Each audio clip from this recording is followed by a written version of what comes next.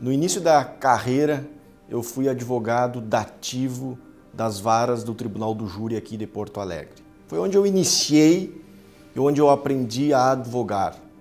Foi no Tribunal do Júri.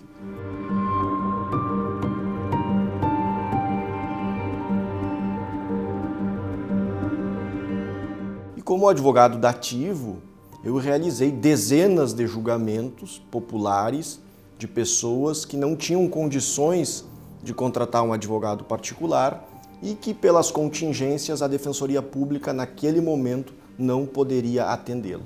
De maneira que o juiz pedia que eu defendesse o réu no dia do julgamento. Via de regra, as nomeações para estes julgamentos ocorriam na véspera ou 2, 3 dias antes do julgamento. Então eu tinha que fazer das minhas noites, também dias, para dar conta, para me preparar adequadamente para a defesa dessas pessoas.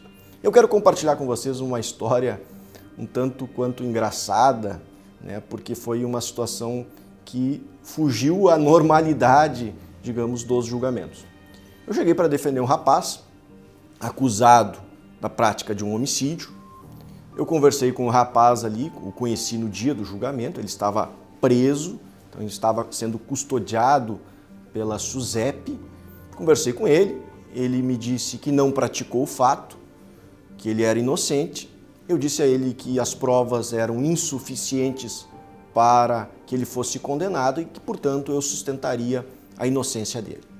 Pois muito bem, o julgamento iniciou, ele adentrou ao plenário do Tribunal do Júri e sentou na cadeira ali dos réus, no banco dos réus, para ser interrogado pelo juiz, pelo Ministério Público e pela defesa. E antes do interrogatório, existe aquele momento em que a estenotipista faz a qualificação do réu. E ela perguntou então o nome completo, ele declinou o nome, e ela perguntou a profissão. Quando ela perguntou a profissão, eu me recordo que eu estava anotando alguma coisa, eu só ouvi ele dizer assaltante. Quando ele disse assaltante, eu olhei, o juiz olhou, o promotor olhou, todo mundo olhou para o réu assim, poxa, mas que estranho, o rapaz... Aí a estenotipista tomou a surpresa e perguntou de novo, qual é a sua profissão? E ele disse assaltante. E eu disse, bom, não tenho o que fazer, eu pensei, Bom, ele foi interrogado, negou veementemente a prática do homicídio. Bom, vamos para a acusação, para os debates. O Ministério Público, evidentemente, que usou e abusou do que disse o réu, de que ele era um assaltante e falou à sociedade, de que ele era uma pessoa que, de posse de uma arma, ele roubava as pessoas na rua, que essas pessoas amanhã poderiam ser elas, enfim, e pouco falou do homicídio, pouco falou das provas que tinham do homicídio. Por que o promotor fez isso? Porque ele sabe que o Tribunal do Júri, o julgamento feito por juízes leigos, é um julgamento por íntima convicção e os jurados levam muito em consideração quem é o réu. O juiz que tinha me nomeado para fazer a defesa, ele me chamou na época e me disse, olha, Rodrigo, diante da declaração do réu, tu fica muito tranquilo, tá? Eu, pela minha experiência que eu tenho aqui de mais de 10 anos como juiz da vara do júri, eu sei que esse réu vai ser condenado e ele vai ser condenado porque ele se condenou ao declinar aquilo no início do julgamento. E aí eu pensei, não, mas eu tenho que fazer a defesa desse menino. Mesmo que ele tenha falado o que ele falou, enfim, ele está sendo julgado por ter praticado um homicídio que ele disse que não praticou e que não tem provas. E aí veio a minha lembrança de um episódio muito similar em que um defensor público, que à época era meu chefe, fez a defesa de um réu que tinha no seu histórico 12 condenações por roubo à mão armada. E o promotor, na ocasião, também fez a sustentação com base nos antecedentes e demonstrando que ele era um cidadão perigoso. O que fez o defensor público, e eu vou dar aqui o destaque, nominar porque ele merece, é um grande amigo, o doutor Arthur Costa, defensor público da vara do júri por mais de 20 anos. Eu me recordo que na sua fala ele iniciou o júri, se aproximou dos jurados e disse assim, olhou para o réu e disse, levanta, rapaz. e pediu que a SUSEP o acompanhasse até a frente do Conselho de Sentença. Então, o réu veio, acompanhado pela segurança, todo mundo sem saber o que o defensor iria fazer, colocou o réu a menos de 1 metro dos jurados e pediu a cada um dos jurados que olhasse atentamente ao réu. A altura, a cor, os olhos, o formato da boca. Depois ele indagou: vocês olharam bem? Olharam, prestaram muito bem atenção nesse menino? E os jurados assentiram que sim.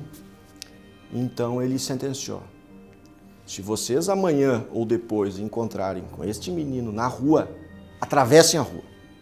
Ele disse. Porque esse menino, ele vai assaltar vocês. Porque ele é um assaltante. Ele disse que ele é um assaltante. E aí o defensor público olhou e disse: mas ele não é homicida. Ele não tem um processo por homicídio. Ele é um assaltante, como bem destacou o promotor de justiça. Ele faz da sua vida, faz do roubo a sua vida, mas não é capaz de matar. E com esta argumentação, eu me lembro que o defensor público ele conseguiu absolver o réu. Eu não preciso dizer para vocês que eu fiz exatamente igual ao defensor público.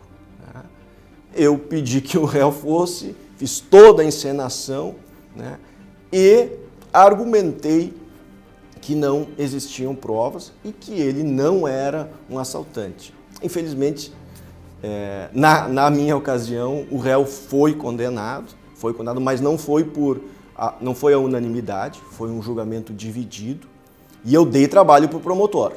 Eu dei trabalho. Mesmo o réu dizendo que era assaltante, eu tirei leite de pedra, Eu fiz do limão uma limonada, porque eu disse: bom, se ele tem a capacidade, a honestidade de chegar e dizer aqui que ele é um assaltante, o fato dele chegar e dizer que ele não é um homicida, isso também tem que ser considerado. Enfim, dei um trabalho danado para o promotor, foi um júri brigado, inusitado.